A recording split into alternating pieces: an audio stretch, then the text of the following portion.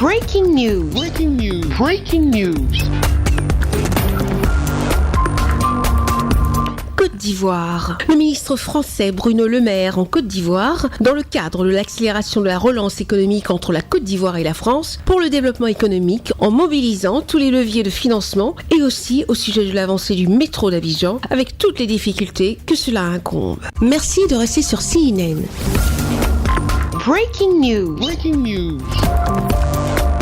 Nous sommes à la gare ferroviaire Sitaraï de Treichville à Abidjan ce jeudi 29 avril 2021. Il est 16h lorsque la locomotive avec à son bord le ministre français de l'économie, des finances et de la relance, M. Bruno Le Maire, qu'accompagne une forte délégation ministérielle française et ivoirienne dans le cadre de l'accélération de la croissance économique et de se rassurer des travaux de coopération à l'exemple du métro d'Abidjan et de l'emblématique aéroport Félix Houphouët-Boigny, comme il nous l'explique. Bien, bonjour à tous, je suis très heureux de faire le point avec vous après une journée dense, ma première journée en Côte d'Ivoire, à Abidjan, que je suis très heureux de retrouver. Vous connaissez mon attachement au continent africain en général et à la Côte d'Ivoire en particulier.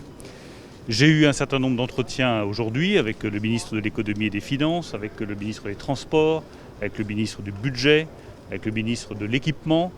Et j'aurai demain 2 entretiens importants, le premier avec le Premier ministre et le second avec le président de la République, Alassane Ouattara, qui me fait l'honneur de me recevoir demain, ce dont je me réjouis. Les messages que je suis venu faire passer ici en mon nom et au nom du président de la République française sont très simples. D'abord, je suis ici pour accélérer la coopération économique entre la France et la Côte d'Ivoire. Nous avons des chantiers majeurs que nous avons mis sur pied ensemble, qu'il faut maintenant réaliser et sur lesquels je suis venu m'assurer que les choses avançaient bien, c'est le cas. Il y a 2 grands projets qui sont totalement structurants.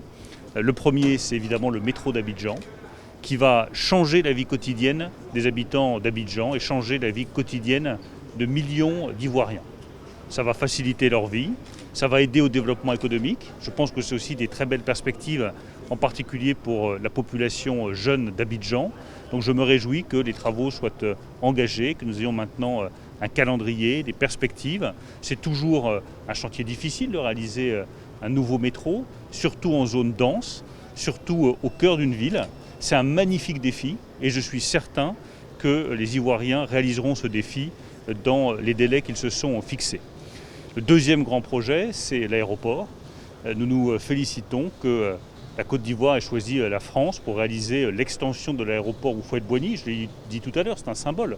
D'abord en raison du nom de l'aéroport. Houphouët-Boigny est une personnalité unanimement respectée en France comme en Côte d'Ivoire. Et ensuite parce que c'est le signe du développement économique de la Côte d'Ivoire. Quand on étend un aéroport, c'est qu'on est capable de se développer économiquement et c'est qu'on enregistre des succès économiques.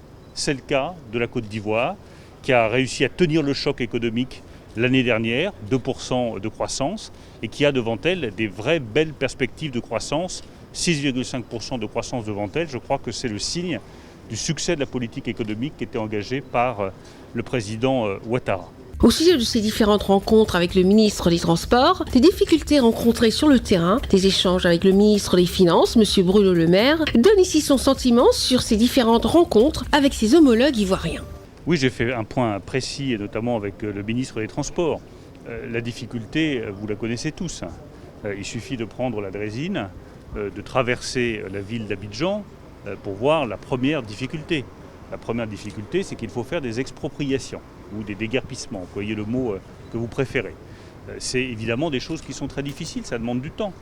Et le ministre des Transports m'a indiqué qu'effectivement, il faudrait quelques mois avant que ces déguerpissements puissent avoir lieu, que les expropriations puissent avoir lieu. C'est la première difficulté, elle est évidemment très importante. La deuxième difficulté, c'est qu'il y a aussi des entreprises autour. Des entreprises dont il faut garantir l'activité. Certaines entreprises embauchent 300, 400, 500 personnes. Vous ne pouvez pas dire du jour au lendemain, on ferme l'entreprise, les salariés vont trouver un emploi ailleurs parce qu'il y a le métro d'Abidjan qui va passer. Donc c'est normal que ça prenne du temps. Simplement, nous avons en 2021 une occasion unique d'accélérer le projet. Et je crois que ce que je retiens de mes échanges avec le ministre des Finances, avec le ministre des Transports, c'est la détermination totale du gouvernement ivoirien à accélérer le projet du grand métro d'Abidjan. C'est une excellente nouvelle. Je crois que c'est le bon moment pour le faire. 2020 était une année économique très difficile. Ça a été aussi une année politique compliquée pour la Côte d'Ivoire. 2021 est une année de redressement économique, de relance. Donc c'est le bon moment pour accélérer les travaux. Face à la presse nationale et internationale, convaincu des propos du ministre français Bruno Le Maire, qui en compagnie de sa délégation a quitté les lieux et apprécié la ville d'Abidjan et les difficultés effectives qu'il y a à faire déguerpir certains riverains dans l'optique de l'avancée du métro d'Abidjan, sans omettre de féliciter le président Alassane Ouattara pour sa vision de développement rapide de la Côte d'Ivoire. Merci d'être sur CNN, la télévision autrement. Les programmes se poursuivent. Retrouvez en ligne toute l'info sur C-Web Info, 100% info non-stop.